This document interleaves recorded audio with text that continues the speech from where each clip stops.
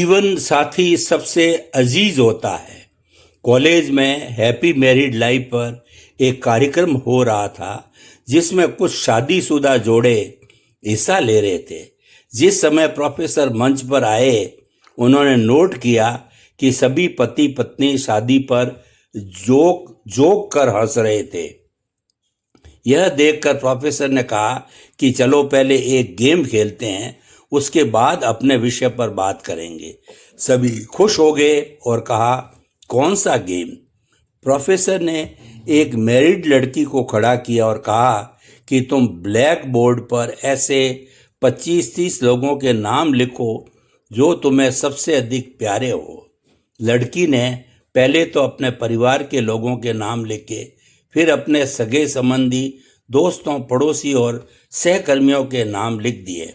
अब प्रोफेसर ने उसमें से कोई भी कम पसंद वाले 5 नाम मिटाने को कहा। लड़की ने अपने सहकर्मियों के नाम मिटा दिए।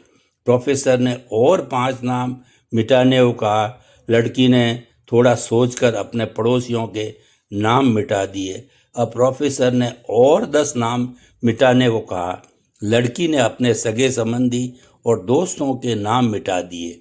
अब बोर्ड पर सिर्फ 4 नाम बचे थे, जो उसके मम्मी पापा, पति और बच्चे का नाम था। अब प्रोफेसर ने कहा, इसमें से और 2 नाम मिटा दो। लड़की असमंजस में पड़ गई। बहुत सोचने के बाद, बहुत दुखी होते हुए उसने अपने मम्मी पापा का नाम मिटा दिया। सभी लोग स्तब्ध और शांत थे, क्योंकि वो जानते थे कि ये गेम सिर्फ वो लड़की ही नहीं खेल रही थी, उनके दिमाग में भी यही सब चल रहा था। अब सिर्फ 2 ही नाम बचे थे, पति और बेटे का। प्रोफेसर ने कहा, और एक नाम मिटा दो। लड़की अब सहमी सी रह गई। बहुत सोचने के बाद रोते हुए अपने बेटे का नाम काट दिया। प्रोफेसर ने उस लड़की से कहा, तुम अपनी जगह पर जाकर बैठ जाओ, और सभी की तरफ गौर से देखकर पूछा, क्या कोई बता सकते हैं कि ऐसा क्यों हुआ कि सिर्फ पति का नाम ही बोर्ड पर रह गया? कोई जवाब नहीं दे पाया। सभी मुंह लटका कर बैठे थे। प्रोफेसर ने फिर उस लड़की को खड़ा किया और कहा, ऐसा क्यों? जिसने तुम्हें जन्म दिया और पाल पोस कर इतना बड़ा किया, उनका नाम तुमने मिटा दिया।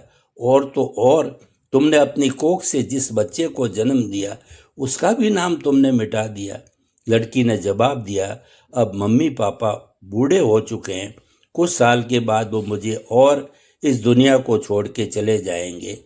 मेरा बेटा जब बड़ा हो जाएगा तो दूसरी नहीं कि वो शादी के बारे में मेरे साथ ही रहे, लेकिन मेरे पति जब तक मेरी जान में जान है, तब तक मेरा आधा शरीर बन के मेरा साथ निभाएंगे।